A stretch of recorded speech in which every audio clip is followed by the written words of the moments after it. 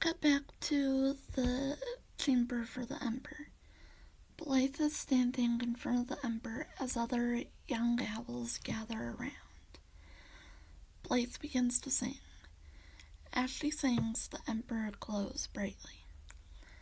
"O dearest Ember of great wool, God our tree most great, warm gizzards make us wise, lead us in your holy ways, give us comfort, let tumult cease, bless each owl, so safe we'll keep. We sing to you your glowing splendor, radiant with imagined grace. So we ask that peace be with us, and in your trust do place." Yes, very good, dearie. Now, it is time to begin the flying ceremony. Penfold, where is Elian and Primrose? He said he'd be here with Primrose very soon. Oh, I think I see him coming now. Primrose and Elian arrive. Sorry I'm late. We've been busy these last few days looking for Talissa, and Primrose spots Blythe and freezes on the spot. Blythe? But Queen Pellamore said it should be up to Blythe what she does with her life, shouldn't it? Yeah, but it's okay, Auntie Prim. I want to help the tree too.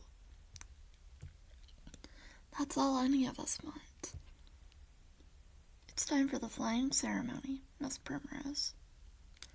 Elian gives Primrose a small hat filled with ashes. She looks at Blythe with concern in her eyes before grabbing the hat and flying around, spreading ashes around the ember in a path. As she does this, the ember begins to flicker, getting the other owl's attention. As Primrose finishes spreading the ashes, the ember's glow starts fading in and out. What's happening? I'm not sure. Is the ember dying? What's happening? Are Soren and the others okay?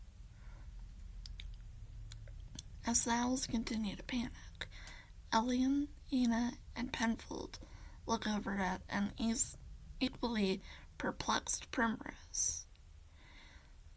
I'm not certain what is happening. Primrose, would you care to discuss it with us in private? Sure, but shouldn't we tell the Parliament about this? We will. However, seeing as how the ember was our responsibility, I feel as though we should discuss any possible theories before presenting anything to the Parliament. Does this sound agreeable? Yes, I suppose it does. Then let us be off. The quartet leaves. Cut to outside the tree. The quartet is shown to be flying directly over the water. I thought we were going to be going to one of our hollows. I believe that something less serious requires maximum security. Elian, are we near where we need to be? Yes.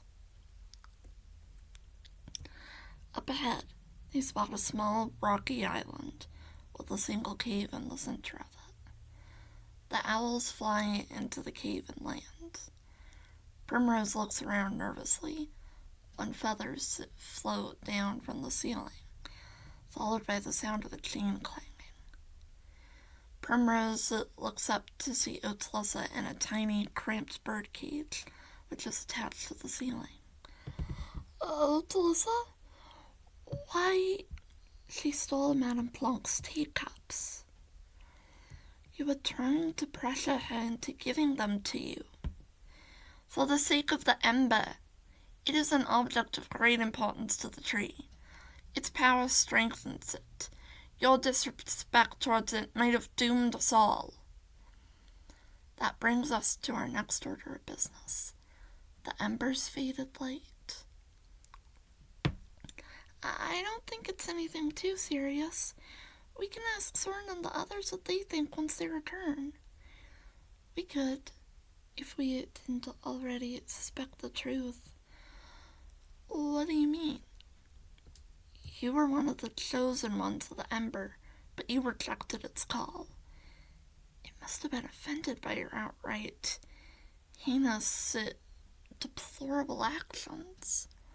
If that's the case, then why didn't it fade previously?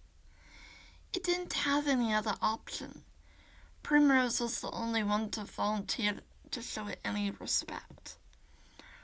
But now we have Blaze, the eldest daughter of the king of the tree. The Ember has no more need for you. Elian, grab the cage. Elian flies off into the darkness. Primrose tries to fly away, but just as she reaches the cave entrance, Penfold zips forward and pins Primrose to the ground, while Elian pulls a small dog crate out of the darkness. Penfold picks the struggling Primrose up, and it begins to take her towards the cage, when someone is heard behind them, clearing their throats. They turn around to see Palomar, Cleve, Martin, Ruby, and a few other guardians. What are you doing? Our job. King Soren placed us in charge of the Ember. Yes, to protect it, not to imprison members of the Parliament without any due justice. Cleve, go help Otilissa. Right. Cleve flies into the air and begins to pick the lock. Meanwhile, Penfold releases Primrose as the other guardians surround the trio of owls. Cleve finally opens the door on the cage, allowing Otilissa to fly out. Are you okay, Otilissa? Yes, thank you, Cleve. Palomar, how did you know to find us out here? After you went missing, these three became our prime suspects. Bubo saw Primrose leave the tree with them, and the rest was history. Now, let us fly back to the tree and decide what must be done with these three. Right. The guardians fly out of the cave with the trio in tow. They begin to fly towards the tree when they hear a voice. Pelly! The owls turn around to see Soren and the others flying towards them. Madame Blanc and Doc are carrying Twilight in an old tattered blanket. Palomar flies over to them. Soren, you're back! What happened to Twilight? Naira stabbed them. Naira? Cleve, we're going to need some help patching Twilight up. Of course. Come on. Doc, Madame Blanc, and Cleve fly off. What about you? What happened? Are the girls okay? Madame Blanc said that it was urgent. I will explain on the way home. I'm just relieved to have you back.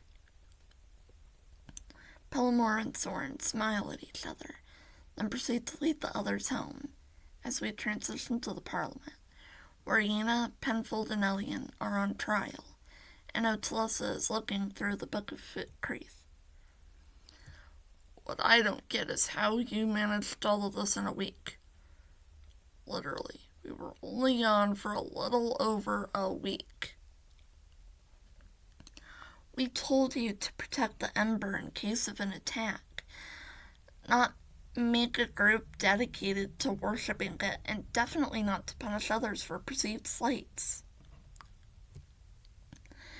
The Guardians are meant to protect the Owl Kingdoms from anything that could cause it harm.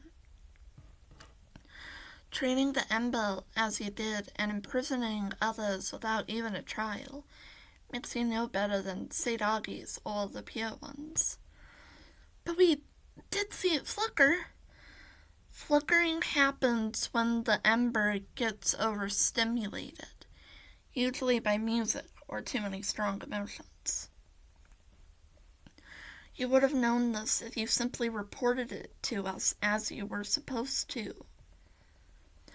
Because of your crimes, we'll have to send you to the Galaxian brothers and sisters. For how long? At least until Naira is defeated and the Ember can go back to its rightful place. You will be sent off come tomorrow night. Guards, take them back to their hollows. The guards lead the 3 owls away. I'm sorry, everyone. You especially, Talissa. None of this would have happened if we had been just a little more careful. Hey, this is new for all of us. It's not like being the rulers means you guys can't go out anymore. I just think you should think it through a bit more from now on. You're right. You have a lot more responsibilities now. We need to come up with a better plan for when we do have to leave, just so this won't happen again. Maybe from now on the Parliament should be in charge of protecting the Ember. We can start rotating responsibilities. In hindsight, we probably should have done that from the start. We'll get that figured out later. Oh, Talissa, have you had a chance to look at that book yet? I've skimmed a few pages. It's written in ancient Krakish. It will take some time to decipher it. I may be able to help you. Are you sure, Polymore?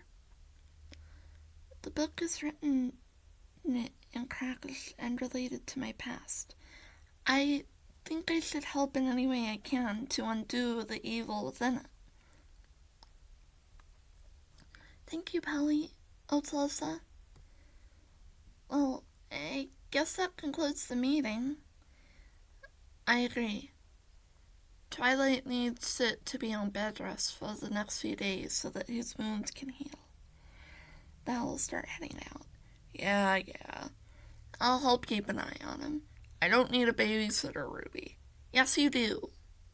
As the owls leave, Mrs. P, Blythe, Belle, and Sebastiana are seen peeking through the hollow entrance.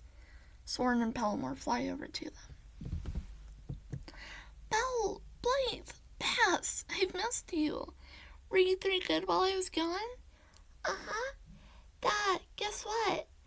Ma said that I'm really close to being able to fly. I can lift myself a whole 5 inches off the ground. Well, how about you show me once we get back to the hollow? Okay. The small family heads out of the Parliament chamber and towards their own hollow as we fade to a small cave. Striker is looking at the moon as it rises into the sky.